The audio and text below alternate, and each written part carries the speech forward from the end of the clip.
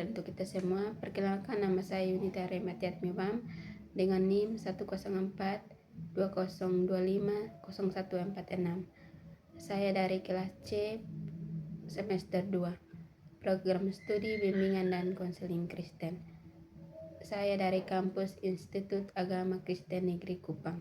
Video ini saya buat untuk memenuhi mata kuliah layanan bimbingan dan konseling. Di sini saya akan menjelaskan materi tentang layanan informasi. Materi layanan informasi dalam bimbingan dan konseling. 1. Pengertian layanan informasi.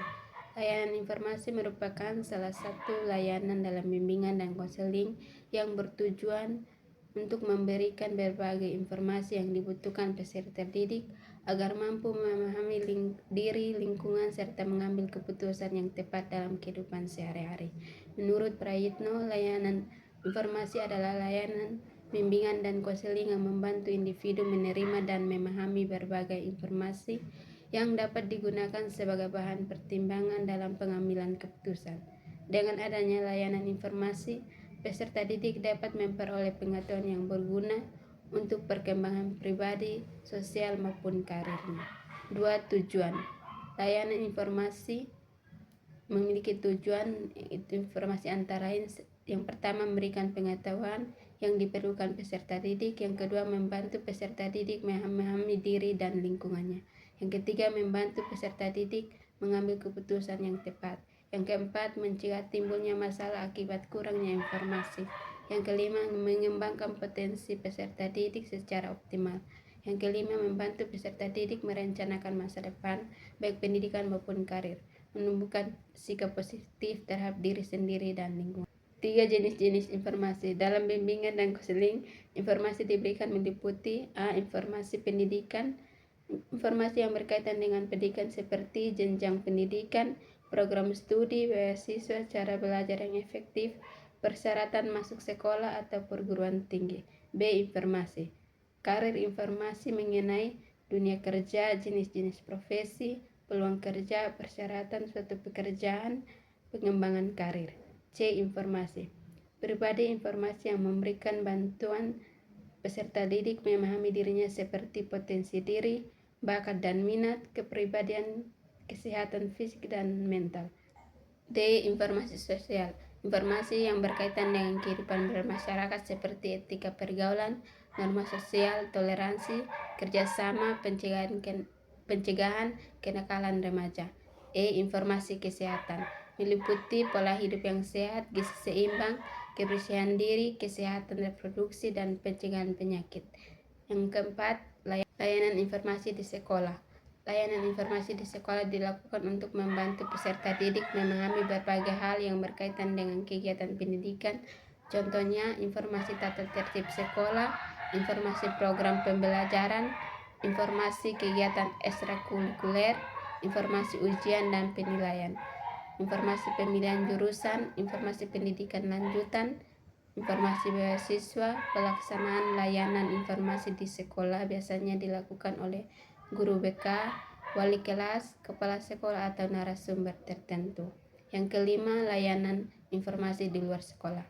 Layanan informasi di luar sekolah diberikan melalui berbagai lembaga atau organisasi yang mendukung perkembangan individu. Contohnya, pusat layanan konseling dan konseling di dinas pendidikan, puskesmas, lembaga pelatihan kerja, perguruan tinggi, balai latihan kerja, media massa, dan media sosial edukatif. Informasi yang diberikan dapat berupa informasi kesehatan, pendidikan karir, keterampilan hidup, dan pengembangan diri. 6. Metode layanan informasi. Metode yang digunakan dalam layanan informasi adalah A. Ceramah. Penyampaian informasi secara lisan kepada peserta didik dalam kelompok besar. B. Diskusi. Peserta didik diberikan kesempatan untuk bertukar pikiran dan mengungkapkan pendapat mengenai suatu topik. C. Tanya jawab. Peserta didik dapat mengajukan pertanyaan terkait informasi yang diberikan. D. Media cetak. Menggunakan brosur, buku, panduan, majalah, atau papan informasi. E. Media elektronik. Menggunakan video, presentasi, internet, website, dan media sosial. F. Kunjungan lapangan. Peserta didik diajak mengunjungi suatu tempat, untuk memperoleh informasi secara langsung. G. Seminar dan workshop. Menghadirkan narasumber yang ahli dalam bidang tertentu untuk memberikan informasi kepada peserta didik. 7. Pentingnya layanan informasi dalam bimbingan dan konseling.